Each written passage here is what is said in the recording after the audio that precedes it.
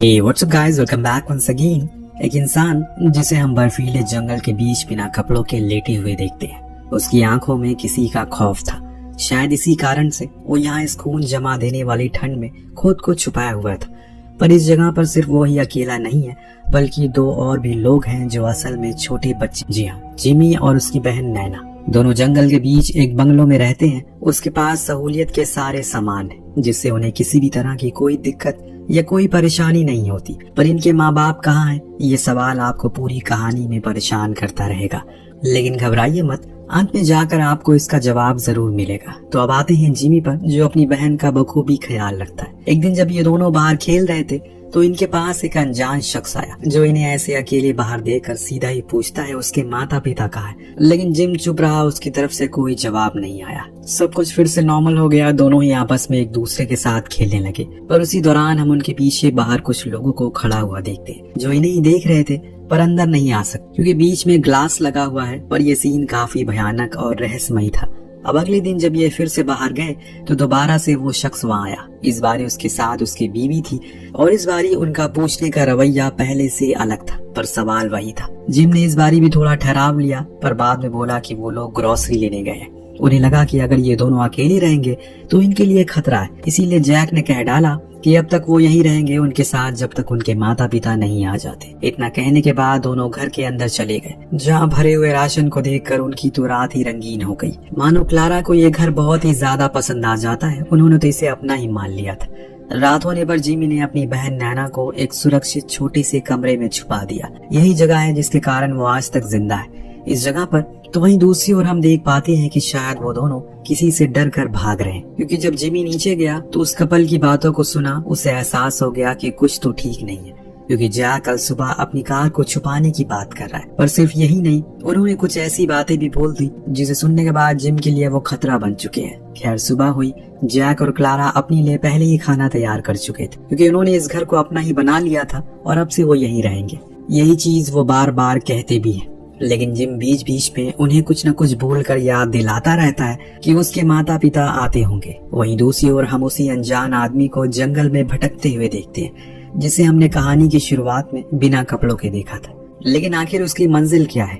जब रात हुई, जिम ने अपने कुत्ते से सवाल किया कि आप समय आ गया है। उसने सर हिलाया और फिर उसने उसे नैना दोनों ही उसी रूम में बंद कर दिया। तो वहीं वो कपल इस आलीशान घर में मजे उठा रहे हैं। बीच में क्लारा बाथरूम जाने के लिए उठी। उसने देखा कि खिड़की पर काफी सारे अजीब से इंसान अंदर आने की कोशिश कर रहे हैं। उसने लाइट तो बंद कर दिया, ये सोचकर कि शायद वो रोशनी से आकर्षित हो रहे होंगे। लेकिन आज की रात इस कपल की आखिरी रात थी, क्योंकि घर का गेट खुला, जिसमें वो सभी अंदर आ गए और हमेशा के लिए इस कपल की कहानी को यहीं खत्म कर दिया। दरअसल दोस्तों, पृथ्वी अब पहले जैसी नहीं रही। एक खास किस्म के वायरस ने पूरी दुनिया में फैला हुआ है, जिसे बचने के लिए लोगों ने अलग अलग किस्म के उपयोग का सहारा लिया, लेकिन ज्यादा दिन खुद को जिंदा नहीं रख पाए। सुबह हुई तो सब कुछ पहले जैसा हो गया। इन दोनों को देखकर लगे नहीं रहा है कि कुछ हुआ है। इससे ये पता चलता है कि ये कोई पहली बार नहीं हुआ है। इतने में हम उसी अनजान शख्स को देख पाते हैं, जो अब चलते चलते इनके बंगलों तक पहुंच गया।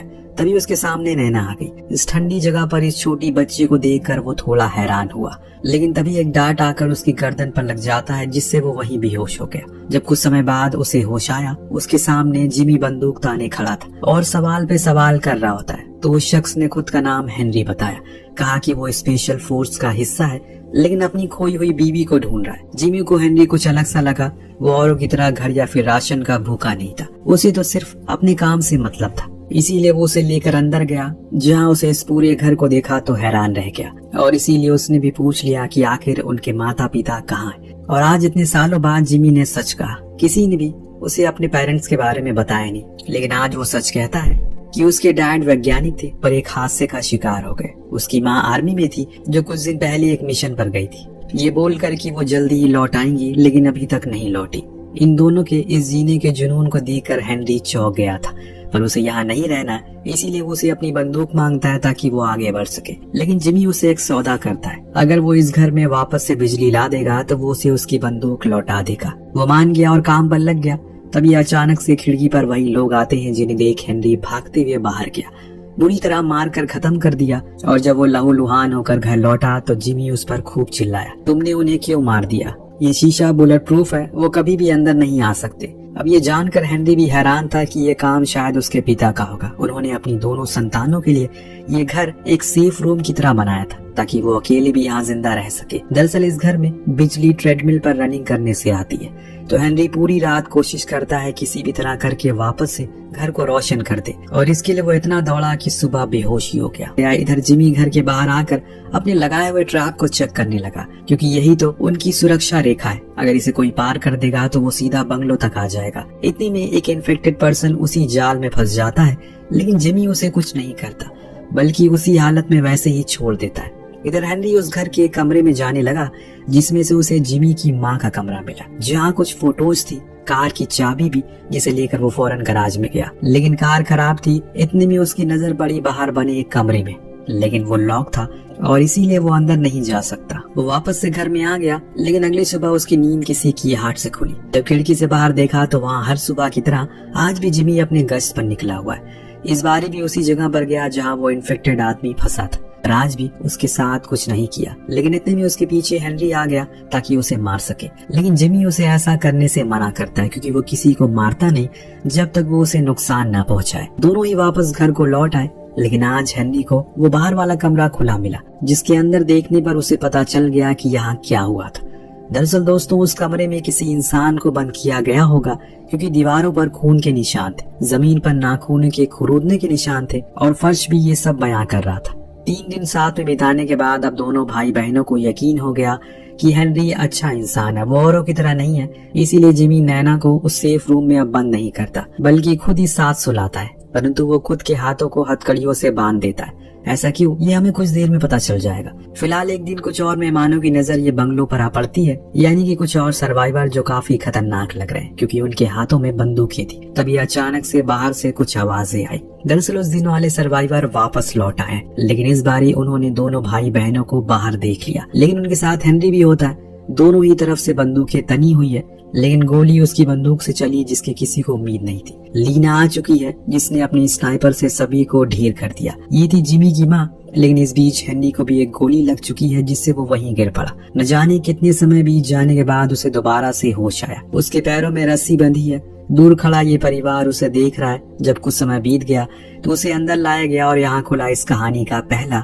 और सबसे चौंकाने वाला रहस्य। दरअसल हेनरी मर चुका था, पर वो वापस जिंदा हुआ था। जी हाँ, सुनने में ये चीज काफी चौंकाने वाली लग रही है, लेकिन लीना ने बताया कि ये कोई नई चीज नहीं है। दरअसल ये कुछ खास संक्रमित लोगों के साथ होता है, जिनके ऊपर ये वायरस किसी दूसरे तरीके से काम करता है। उनमें शक्तियां वही इन्फेक्टेड लोगों की तरह ही रहती है, जल्दी से ठीक होना, ज्यादा ताकत होने पर वो उनसे काफी अलग होते हैं। इसीलिए इन्हें ब्रीज मोड कहा जाता है, जिसमें वो सिर्फ कुछ खास समय के लिए उनकी तरह बनते हैं। तो हेनरी ने पूछा क्या वो भी उन्हीं लोगों में से एक है।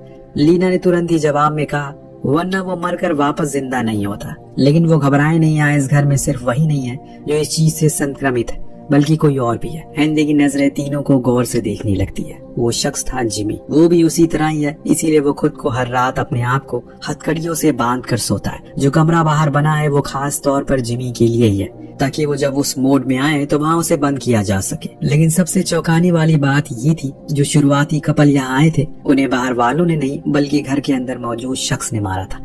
शायद मुझे बताने की जरूरत नहीं है कि वो कौन था। रात हुई तो हेनरी ने लीना से पूछा आखिर ये बंगलो क्या चीज है। लीना ने खुलासा किया स्पेशल फोर्स को पहले से ही पता चल चुका था कि ये वायरस फैलने वाला है, इसीलिए उन्होंने ऐसी कई हजार बंगलों को जंगल के अलग अलग कोनों में बनाए।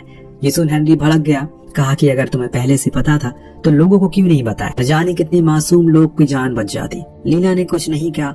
असल में इस वायरस को ढूंढने वाला सबसे पहला शख्स कोई और नहीं बल्कि लीना का पति ही था, जो कि वैज्ञानिक था। जैसे मैंने आपको बताया, उसने ही सरकार को इस बारे में बताया, पर उसे ये नहीं पता था कि उसका ही बेटा इस वायरस का शिकार बन जाएगा। अपने बेटे को बचाने के लिए उन्होंने खास किस्म का एंटीडोट बनाया और उसे जिम के शरीर में इंजेक्ट कर दिया, ताकि वो उस खास संक्रमित वाला आदमी बन जाए। पर उस दौरान कुछ बहुत बुरा हो गया। जिमी ने अपने ही पिता को काट लिया, जिससे वो धीरे धीरे करके शैतान बन गए। और फिर एक दिन उसकी ही बंदूक की गोली से उनकी मौत हो गई। उसकी इस कहानी को सुनने के बाद हेनरी के मन में तो लीना के लिए और ज्यादा इज्जत बढ़ जाती है, क्योंकि ऐसे मौसम में अपने बच्चों को लेकर रहना, वो भी इतने खतरनाक माहौल में जहाँ किसी भी समय कुछ भी हो सकता है, ये किसी के लिए कोई आम बात नहीं थी। लेकिन लीना ने इसे बहुत ही आसान बना दिया था।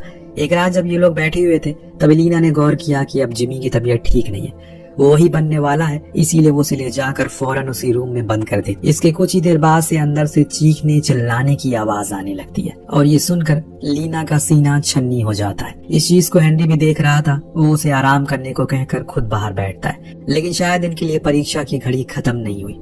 अचानक से बाहर खेलता हुआ नैना बेहोश हो जाती है। लीना को पता चल गया कि उसके दिल में बने छेद से ये सब हो रहा है। दरअसल दोनों ही बच्चे उस वायरस के फैलने के दौरान ही पैदा हुए थे, इसीलिए हर चीज उनकी कमजोर है, फिर चाहे वो दिमाग हो या फिर शरीर हो। एक दिन जब ये लोग बाहर थे तो वहाँ कुछ लोग आए जिनसे लीना बात करने के लिए जाती है। दरअसल उसमें से मैक्सवेल नाम का शख्स अपनी बेटी को ढूंढ रहा है जो एक लड़की के साथ भाग गई, पर लीना ने बताया उन्होंने उसकी बेटी को नहीं देखा, पर हाँ अगर उसके बारे में कुछ भी पता चलेगा तो वो उसे जरूर बता देंगे। अब वापस आने पर इन्हें पता चला कि नैना की तबीयत बद से बदतर हो चुकी है।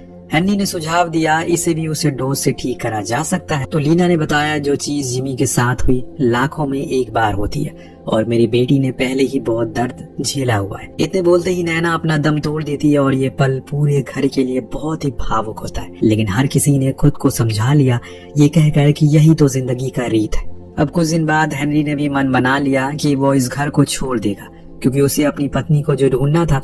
हालांकि जिमी ने काफी मिन्नतें की कि वो यहीं रुक जाए, लेकिन हेनरी अपना मन बना चुका है। भारी मन के साथ उसने इस घर को छोड़ दिया। एक ही झटके में एकदम से सन्नाटा छा गया। कल तक जहाँ 4 लोग थे, लेकिन वहाँ पर आज सिर्फ 2 ही बचे हैं। वहीं दूसरी ओर मैक्सवेल को अपनी बेटी की कार मिलती है जो कि वहीं कुछ दूर पर खड़ी थी लीना के घर से, जो देख उसने अनुमान लगा लिया जरूर उसके घर से उसकी बेटी का कुछ कनेक्शन। दोस्तों यहाँ एक और रात से पर्दा उठता है। जो कपल सबसे पहले इस घर में आए थे जिसे जिमी ने मारा था, उसमें से जो लड़की थी वो ही मैक्सवेल की बेटी थी, परंतु जब जिमी ने उसे मारा तो उसकी लाश को कहाँ छुपाया, कहानी में अब थोड़ा एक्शन आने वाला है, तो बस बने रहिए। फिलहाल अब ये सभी उस घर की ओर बढ़ने लगते हैं। वहीं सो रहा हेनरी भी उठ गया, देखा कि ढेर सारे लोग पैरों के निशान घर की ओर आ रहे हैं। उसके अंदर एक बेचैनी पैदा हो गई जो उसे रोक नहीं सकती घर तक जाने के लिए, इसीलिए वो तुरंत ही भागा। लेकिन जब तक वहाँ पहुंचा मैक्सवेल के लोगों ने घर पर अपना कब्जा कर लिया था। उन्होंने लीना के ऊपर अपनी बेटी की मौत का इल्जाम लगाया क्योंकि उनके घर के अंदर से उनकी बेटी का बैच मिला है, जो इस बात की गवाही दे रहा है कि वो जरूर यहाँ पर आई थी। इतनी ही देर में पीछे से हेनरी भी आकर घर में घुस गया। सबसे पहले उसने गेट पर खड़े कुछ गार्ड को मारा और फिर किचन में जाकर जिमी को छुड़ा लिया, लेकिन लीना अभी भी उनके कब्जे में थी, इसीलिए वो अंधेरे के दानव की तरह छुप छुप कर सभी को एक एक करके गिराता चला गया। लेकिन अंत में वो उनके चंगुल में फंसी जाता है। चारों ओर से लोग उसे घेर लेते हैं। अब वो नहीं बच सकता, पर हेनरी को पता है कि उसके पास क्या है। उसने वही खड़े खड़े ही खुद के चाकू से अपने गले को चीर दिया और ये देखकर सभी के होश उड़ जाते हैं। ये उसने क्या कर लिया, लेकिन वहीं पड़ी लीना को पता था कि अब क्या होने वाला है। वो चुपके से वहाँ से जिमी को लेकर गैराज में आ गई। इधर धीरे धीरे करके हेनरी अब एक शैतान में तब्दील होने लगा था। देखते ही देखते जितने भी लोग वहाँ पर खड़े थे सभी को नोच कर वो खा जाता है और इस गुर्राहट से जितने भी लोग वहाँ पर थे सभी उसकी ओर आकर्षित होने लगते हैं। उन्होंने मिलकर सभी को आपस में बांट लिया। सुबह हुई, पूरा घर तहस नहस हो गया। ऐसा लग रहा है मानो यहाँ पर पानीपत की जंग लड़ी गई हो। हर तरफ सिर्फ खून ही खून थे। लेकिन हेनरी अब ठीक था। उसे एक कोने में लीना का लेटर मिला जिसमें उसने लिखा था वो दोनों साउथ की तरफ जा रहे हैं, अगर किस्मत में रहा तो वो जरूर मिलेंगे। किस्मत से जिस दिशा में हेनरी को अपनी बीवी को ढूंढने के लिए जाना था वो भी साउथ ही था। क्या वहाँ अभी भी कोई इंसान बचे हैं? हो सकता है कि वहाँ पर कोई कॉलोनी हो जिस बारे में सीक्रेट सर्विस को पता है, इसीलिए लीना ही सबसे पहले उधर भागी। इस सवाल के जवाब को तलाशने के लिए अब हेनरी भी उस दिशा की ओर बढ़ गया और इस घर को वैसे ही उसी हालत में छोड़ दिया। और इसी के साथ ये कहानी यही समाप्त होती है। आपको कहानी कैसी लगी हमें कमेंट करके जरूर बताएगा। मिलते हैं अगले वीडियो में। Thank you so much for watching. Peace out.